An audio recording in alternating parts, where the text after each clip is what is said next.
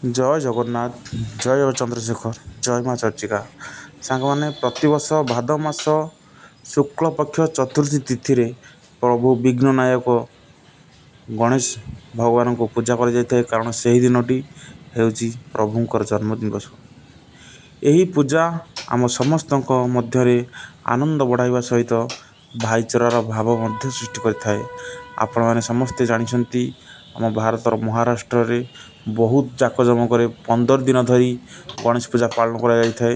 ପ୍ରାୟ ଗଳିକନ୍ଦିରେ ମହାରାଷ୍ଟ୍ରର ସବୁ ଜାଗାରେ ଗଣେଶ ପୂଜାକୁ ପାଳନ କରାଯାଇଥାଏ। ଏବେ ଏହା ପ୍ରାୟ ଭାରତର ସବୁ କୋଣ ଅନୁକୋଣରେ ମଧ୍ୟ ପାଳନ କରାଯାଉଛି। ଆମ ଓଡ଼ିଶାରେ ମଧ୍ୟ ଏହାକୁ ବହୁତ ଜାକଜମକରେ ପାଳନ କରାଯାଉଛି। ଓଡ଼ିଶାର ରାଜଧାନୀ ଭୁବନେଶ୍ୱର, ରାଜଧାନୀର ଉପକଣ୍ଠରେ ଥିବା ଜଟଣୀରେ ମଧ୍ୟ ଏବଂ ତାଳଚେର, ଏହିସବୁ ସ୍ଥାନମାନଙ୍କରେ ମଧ୍ୟ ଅତି ସୁନ୍ଦର ଭାବରେ ଆମର ଗଣେଶ ପୂଜାକୁ ପାଳନ କରାଯାଉଛି। ତ ସାଙ୍ଗମାନେ, ମୋର କହିବାର ମୁଖ୍ୟ ଉଦ୍ଦେଶ୍ୟ ହେଉଛି ପୂଜା ପାଖେଇ ଆସିଲାଣି। ତ କଟକରୁ ବାଙ୍କି ଯିବା ବାଟରେ ଥିବା ଗୋଡ଼ିସାହି ନିକଟରେ ଦେଖନ୍ତୁ, ସୁନ୍ଦର ସୁନ୍ଦର ମୂର୍ତ୍ତିମାନ ଗଣେଶ ପୂଜା ପାଇଁ ନିର୍ମାଣ ହୋଇସାରିଲାଣି। ତ ଆପଣମାନଙ୍କର ଯଦି ସୁନ୍ଦର ମୂର୍ତ୍ତି ଦରକାର, ତେବେ ଗୋଡ଼ିସାହି ଆସନ୍ତୁ ଏବଂ ମୂର୍ତ୍ତି କାରିଗର ଭାଇଙ୍କ ସାଙ୍ଗରେ କଥା ହୋଇ ମୂର୍ତ୍ତି ଅର୍ଡ଼ର କରନ୍ତୁ। ଦେଖନ୍ତୁ କି ସୁନ୍ଦର ସୁନ୍ଦର ମୂର୍ତ୍ତି ବର୍ତ୍ତମାନ ଅନ୍ତିମ ପର୍ଯ୍ୟାୟରେ କିଛି ମୂର୍ତ୍ତି ପହଞ୍ଚିଗଲାଣି। ରହୁଛି। ଜୟ ଜଗନ୍ନାଥ, ଜୟ ଚନ୍ଦ୍ରଶେଖର, ଜୟ ମା ଚର୍ଚ୍ଚିକା।